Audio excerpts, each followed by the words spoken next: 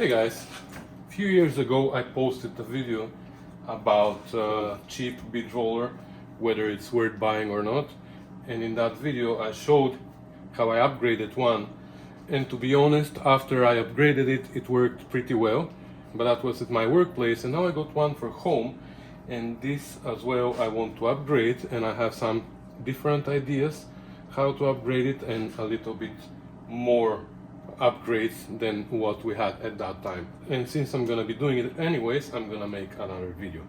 So let's get crack-a-lacking.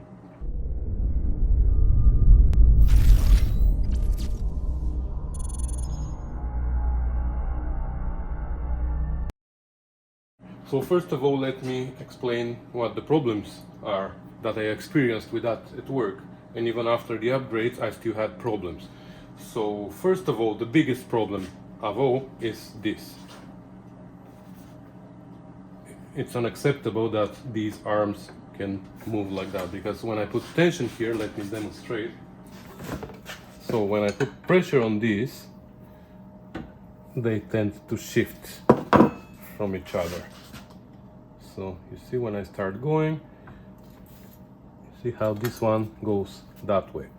And that's a problem, of course, because my tension becomes pointless, because it's just, there's no tension.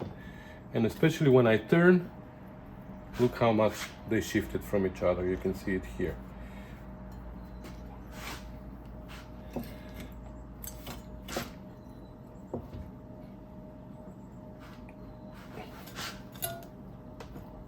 You see?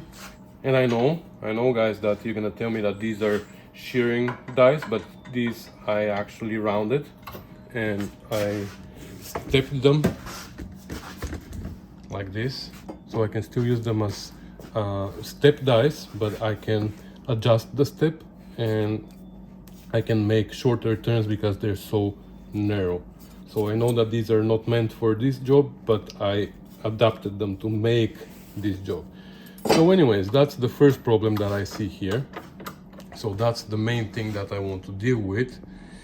Another problem is the way it is mounted. So you see I used a whole bunch of clamps here to mount it to my bench, and it's still of course shaky, but that's also the bench. But I want to make these permanent, like I'm gonna weld them here so I can clamp it to my bench. And there's another one in the back that you're gonna see. Another problem is this handle. You see, when you let go of this handle, this is what happens. And if in that moment I'm looking at the dice and I, by mistake, I put my thumb there, for example, I don't want to know what's gonna happen. Or sometimes when you finish a piece and you have tension on this bolt, like a lot of tension, the handle stays like this. But when you loosen the tension, same thing happens, you see? That's why I don't like to have a handle here. I'd like to have something that is balanced. So in whatever position I leave it, that's where it's gonna stay, which means we're gonna take this handle off and we're gonna modify it. And the last thing that I wanna modify is something, I need to do something about lubricating these 4 points here. Because on the bead roller at work, at some point, these started running dry. Even though I grease them every once in a while, I slide the shaft out, I put grease and I put them back, but once I was using it intensively, I was running many panels with the same pattern, and it's at some point it started running dry, and when I took them out they were all scratched. I want to figure out a way to lubricate these easily and whenever I feel like I need to. So without further ado, let's start with the modifications. Okay, I think that's everything that we're gonna need. So the idea here is to double this plate. On the one that I modified before, I simply put 2 bars, like pretty much this size as my light, and I run them this way on a V like this, and then another one here, and that gave this a little bit more rigidity, but still there was a little bit of movement. And here I have a better possibility to do a better job, because a friend of mine, hi Eugene, a friend of mine gave me this plate because he doesn't need it anymore. I'm simply gonna double the thickness, like I'm gonna put spacers and I'm gonna double it, like maybe this much, and then I'm sure there's not gonna be any way for it to bend again. Of course, I'm gonna have to shorten these because I don't want to block the access to these bolts and these bolts at the back. So we're gonna shorten it here and here, and we're gonna match the mouth with this mouth, and that should work well. Okay, so I cut this off, and now I'm thinking I can use these cut off pieces as spacers. Sounds like a good idea, doesn't it? Yeah, I'm just gonna cut this one in two. We're gonna make them the same height. We're gonna grind them a little bit.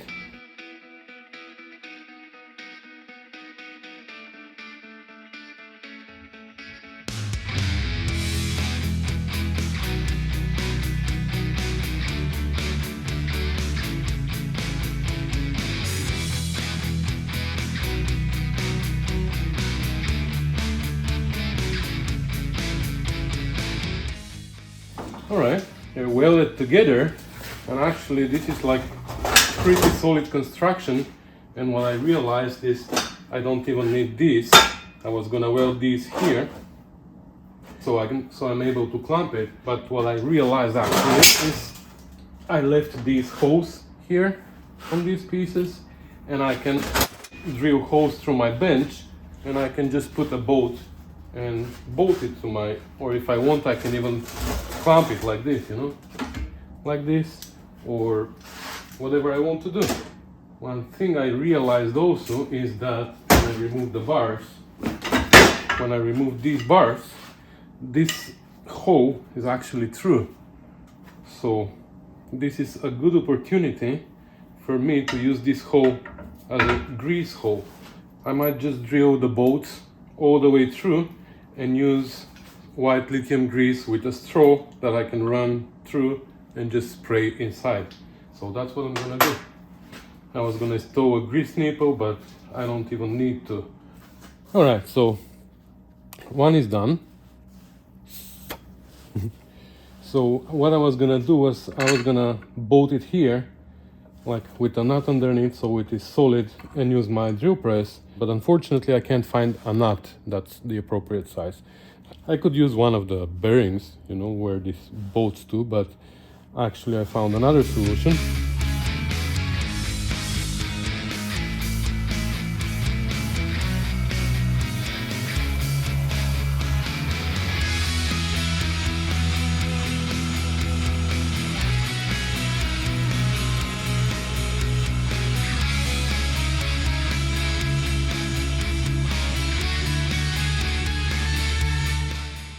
I left this, I don't know why, I was too lazy to cut it, but it's not on our way, so maybe I want to hang it on the wall. Okay, so let's assemble it. So this is the bottom one, where the handle goes.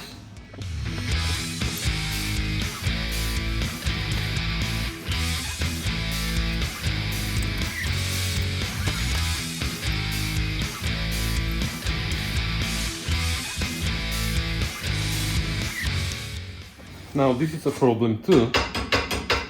Here we need to have this movement, but we don't want it to have too much play, so this bolt needs to stay right here. Alright, so I put a little bit of thread lock on it. Hopefully it's gonna keep it where we want it. If not, we're gonna have to drill a hole here and run a set screw that will keep it there. Okay, not gonna touch it for now.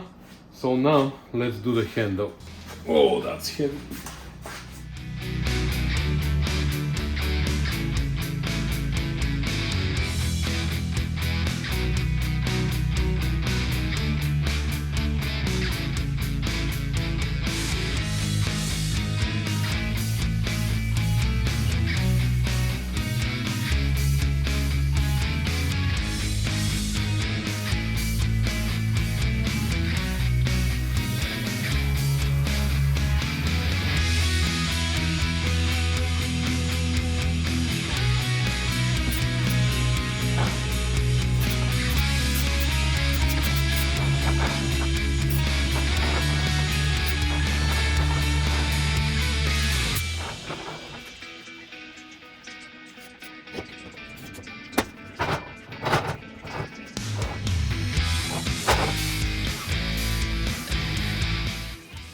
All right, so let's test it now. So let's try and make a pressing, something like that. So that's going to be our internal line.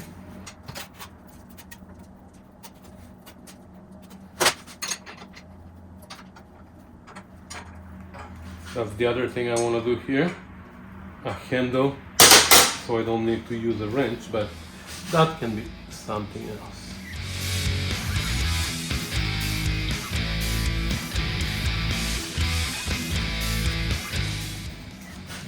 Well, I could have cut this off, but it's fine.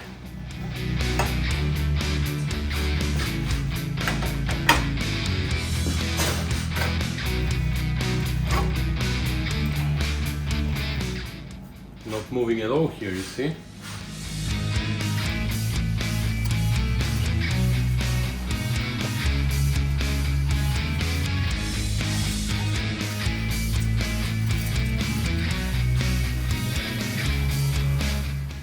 Yeah, let's make another pass, like even tighter.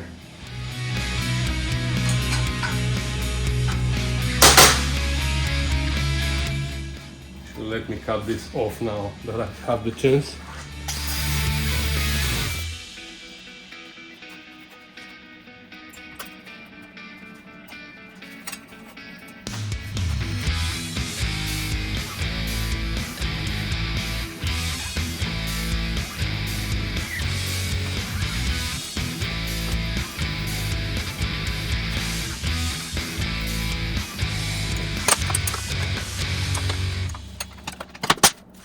It looks okay to me, nice and consistent line now everywhere.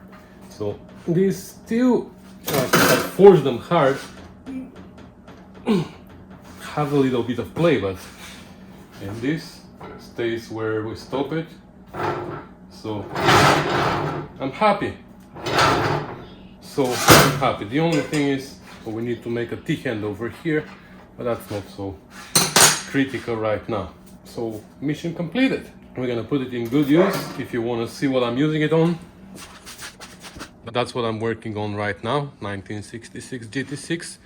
But we have some more. We have a 1972 GT6, we have a Spitfire over there, and we have a few more rusty beauties that are outside waiting for their turn to come. We have a Miata over there and some more cars in the tent. So if you're interested in old cars restorations, you can subscribe to this channel. So thanks for watching, guys. Bye.